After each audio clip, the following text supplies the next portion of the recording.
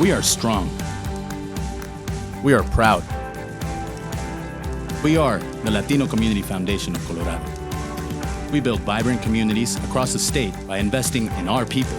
By the year 2042, 1 of 3 Coloradans will be of Latino ancestry. We must create opportunity so our children, families, and elders can share their stories, feel connected, and give back at all levels of society to shape an inclusive Colorado. We are your trusted partner, your ambassador for transformative change. Somos familia. Let's create our collective power together. Connect with us at latinocfc.org. Celebrate with us on October 13, 2022, as we celebrate the 15th anniversary of the Latino Community Foundation of Colorado at the Denver Art Museum. Don't miss it.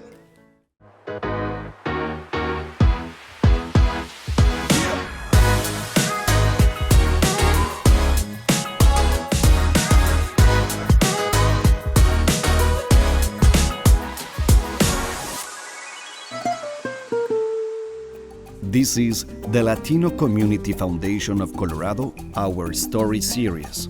This series elevates and addresses issues pertinent throughout Latino communities in Colorado and beyond. We believe transformative change is possible when the collective power of the Latino community comes together. Hello, I'm Carlos Martinez with the Latino Community Foundation of Colorado. The Foundation welcomes you to the Our Story podcast. This episode, Nuestra Historias, Part 2, expands on the leadership journey of 2 bold and courageous Colorado leaders, Alex Sanchez, Executive Director of Voces Unidas de las Montañas, and entrepreneur Rocío Durán, founder of Rocío Life Coach. They share how their personal experiences influence and form their leadership. Welcome back. We are here ready to continue our conversation, right, Alex? What is the next question? Where should we continue this conversation about leadership? Well, Rocío, we've talked a little bit about kind of how leadership shows up in our communities and the different roles that we play on a daily basis here in our communities. But let's talk a little bit about kind of formation, because one of the topics that is often about leadership is how leadership skills are formed and what influences leaderships. And we're going to get into values and the pillars within our community and culture that inform that. You know, for example, growing up in a small little town near Puerto Vallarta, in Jalisco, it's a population of 500. I was able to see examples in my own parents. Both of my parents don't have formal education, yet, in Mexico, in small town Mexico specifically, parents have to be leaders. And so if you want to build a school, you have to donate a bag of cement, and you have to donate your labor as parents so that you could build a classroom.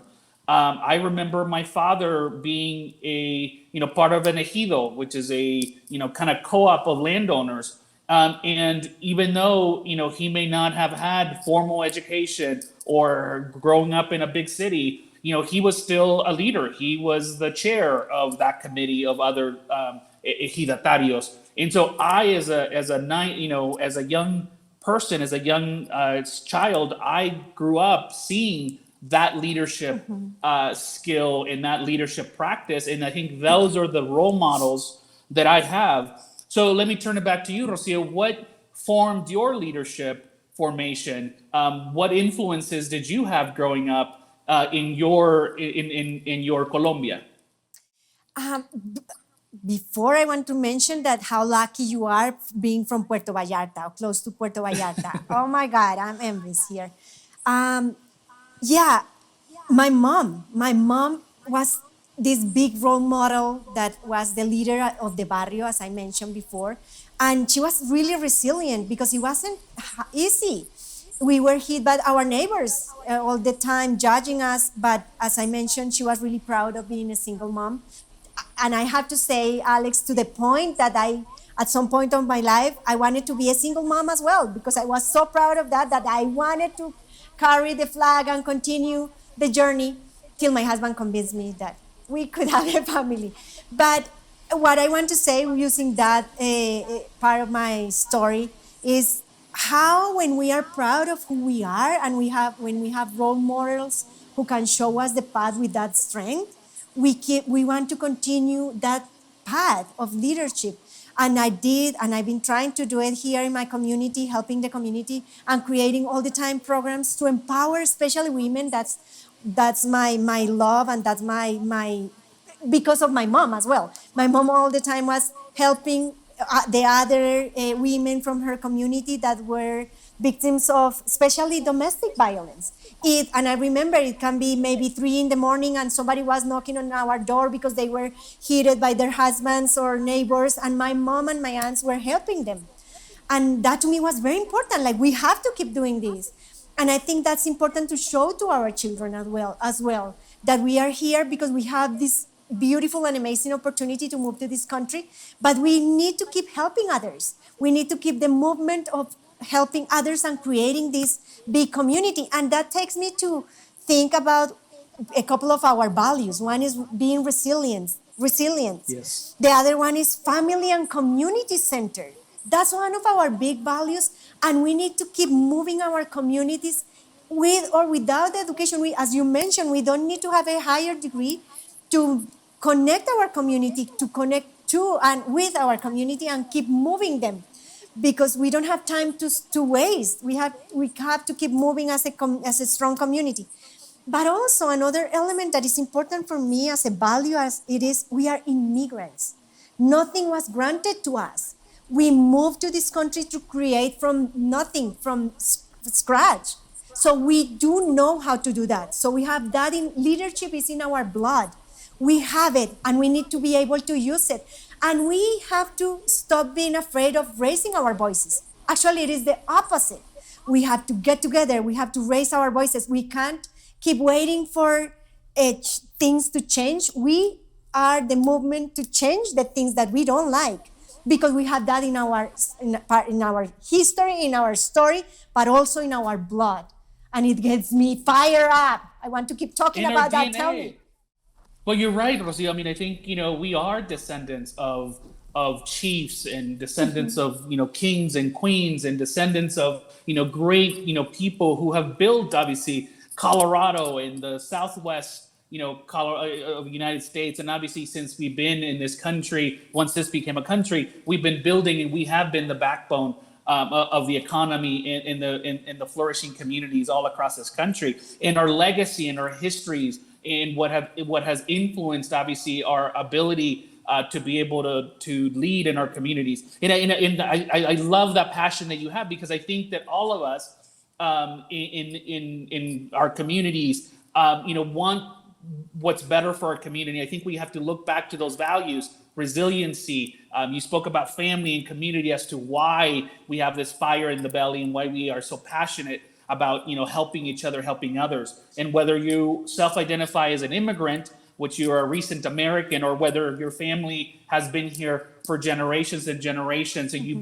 been here since before this country was part of the United States, we have been the pioneers. We have been leading and creating and building for millennia. And so I think it's, how do we take our place in today's reality, in today's America, to make sure that the 61 million of us, and it's a growing population, how do we build for the future too? How do we ensure that our children also learn these lived experiences, these community lived experiences? How do we share that legacy? How do we help inspire and instill that formation? So, because we have to depend on our children too, for them to lead us into the future too. We got to lead today, but eventually we have to also pass the torch.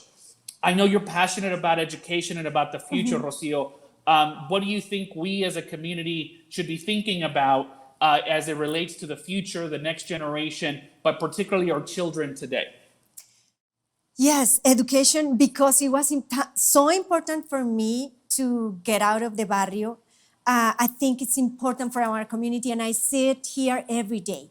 And I need to talk before that about my son. My son moved here when he was 9. He is going to be 21 next week, and he just graduated from one of the biggest universities here, CU Boulder, as an economist. And I'm so proud of that. And I want to bring this as a proud mom that I am, but also because that's the next step for us. We have to keep pushing our kids. We talk about, we are a lot of really good entrepreneurs, but still we need to get into the big positions of leadership. Those positions also need a different version of leadership, and we lead from a really different perspective. We lead from, we don't lead from the only me side of leadership. We lead, as you mentioned, and as we talked before, from the community side of leadership. And that's important, and we need to share that with our kids.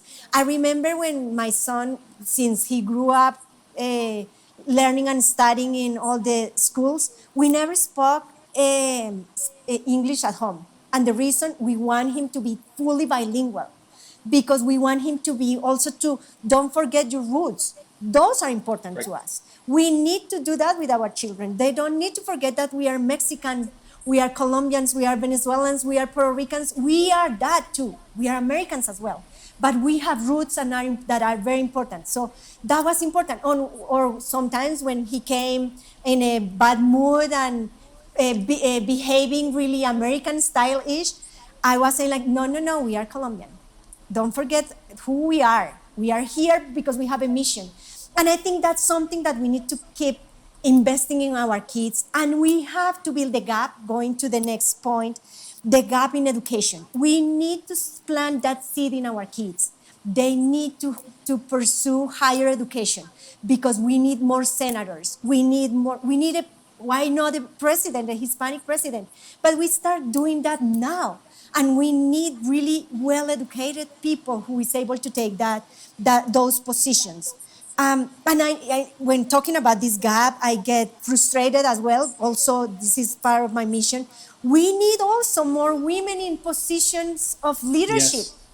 Because, and in our conversation before, we said like, it is interesting how in our community-based leadership actions or activities, women are the ones leading, yet they get paid less, yet they don't get to have higher positions because they are women, even though they may have, or we may have all the levels of education or the leadership needed for those positions.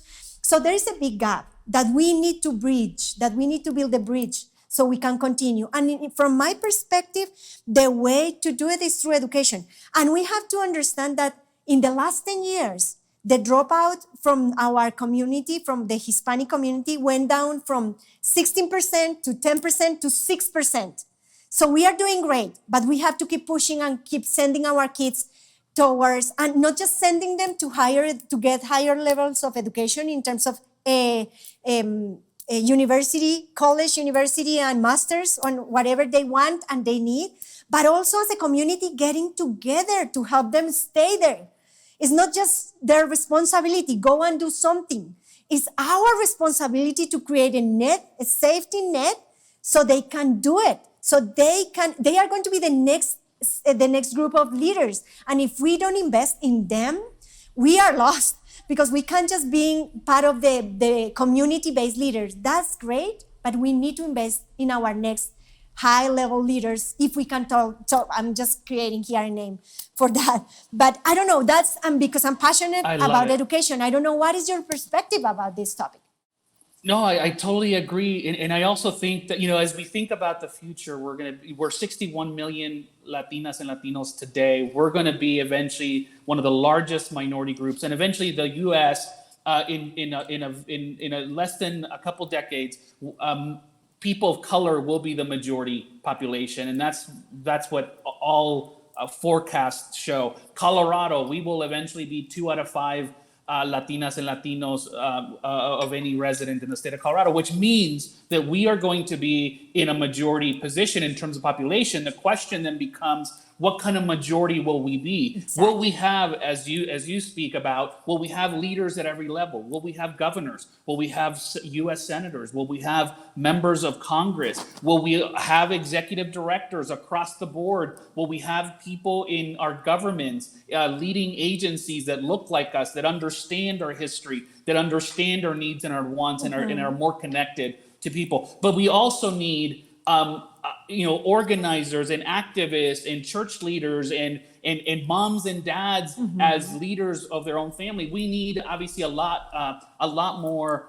more leadership to show up in all these spaces. But we also cannot forget, and this is an and to formal education, we also need to really start focusing on capacity building, on really doing a lot of grassroots organizing, so that regardless of where we are today, that we focus on foundational training, education, information, self-empowerment, so that all of us can lead in our own spaces. I believe that's the way forward, because I think by doing all of that work, we're eventually going to get to also more Latinas and Latinos graduating from higher education, from institutions, being able to have better opportunities and a shot at leading in some of these institutions and in government and some of these also traditional roles that we haven't been as prominent as other communities have in the past. I'm with you, Alex. I love this conversation. And I know that from our countries, we don't trust the government and we don't trust even the banks. But here we have the possibility to create something different, and we can be the difference. We can make the difference. And I think it is our time to create, even to be in those spaces of politics in a different way, from a different perspective, and start trusting and start creating something different for us. And from, as you mentioned, the different levels, from the community-based leaders all the way to the top leaders. Alex, when we had our conversation preparing for this big time, which is today, you mentioned something about the Jewish community. And I think it's really important to come back to that point. Can you please tell us a little bit more about that? I think there's a lot of, I think there's a lot of lessons within our own community, our own journey in this country. But I also think that as I reflect about, the Irish Americans, the, other immigrant communities, including the Jewish American community, where, they happen to be about 2 to 4% of the entire population in the entire world. That includes people who live in Israel.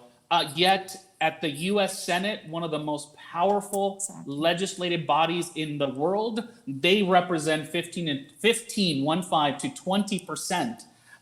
That's power, right? So there's a lot that we also as Latinas and Latinos can learn by, having co-conspirators and allies. But I think that community has done a great job at, building from the bottom up, building wealth, because a lot of it is building wealth and creating opportunities for you to be in power that ultimately leads to wealth and opportunity.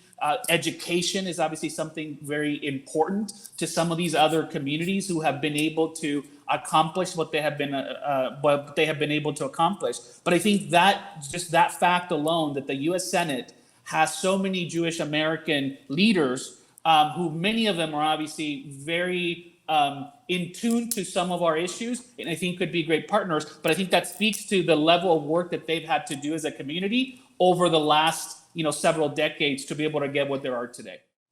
I love what you are saying, Alex.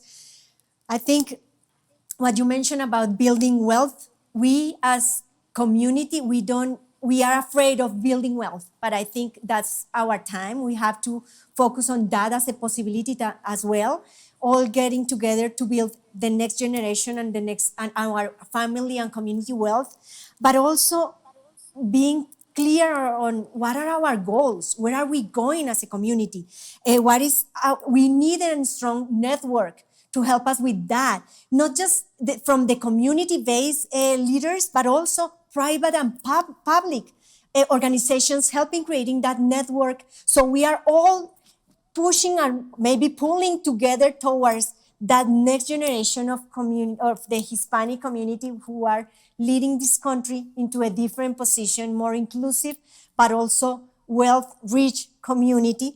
And understanding that our differences, as even inside of the Hispanic community make us stronger. Instead of differentiate us or separate us, those differences make us stronger, and we can be really a great and strong Hispanic community. And to your point about some of us not trusting banks or trusting government, the beauty about a democracy, in the one that we live in, is that we have the power to change. If we don't like how the banking system or our local governments or our state government or our federal government works, then it's within us as community to change it. In our democracy, if we work together, if we organize, if we build political community power, we can change these systems so they work for us. Because we are ultimately going to be majority, and people of color are going to be majority in this country. Are the systems that other generations have built, are they going to work for our children? Mm-hmm. Are they going to work for their children? And I think we have that duty, I believe, and responsibility as community leaders today to continue to work hard, to organize, to build capacity so that our future generations, our children, have a better shot at the American dream that all of us are working so hard at achieving. So Alex, thank you so much for this amazing time. It's been fantastic to have the opportunity to have a partner to talk about these ideas. Thank you, Rocío. The pleasure was all mine. This podcast was brought to you by the Latino Community Foundation of Colorado. Thank you for joining us for the Our Story podcast, where Latino lived experiences meet action. Mil gracias to Alex Sanchez and Rocío Durán. This series was made possible through the support of the Colorado Housing and Finance Authority, the Colorado Health Foundation, Molson Coors, and the University of Colorado. Production credits to Emmy-winning producers, Truce Media Collective. To learn more about the work of the Latino Community Foundation of Colorado, visit us at latinocfc.org. If you liked what you heard today, consider supporting the Our Story podcast through a donation so that we may continue producing Latino-focused, Latino-informed programming that advances our narrative. You can also follow us on Facebook, Instagram, and Twitter at LatinoCFC. This is the Latino Community Foundation of Colorado, Our Story series. Next up, Episode 7, Part 1, La Lucha, Liberated Action, featuring a dynamic panel of community warriors moderated by Carlos Martinez, President and CEO of the Latino Community Foundation of Colorado, and featuring Dr. Lilia Cervantes of Denver Health, Vinny Cervantes, Executive Director of Dasher, Denver, Patricia Miller, Executive Director of Alianza Norco, Fort Collins, Antoinette Salazar, Senior Vice President of Government Relations for Strategies 360. Listen and learn from our community's very own luchadores y luchadoras who will share their unique personal stories on how they took action into their own hands to have impact and create change in the Latino community across disciplines, the nonprofit and human services sector, business, health, government, and more.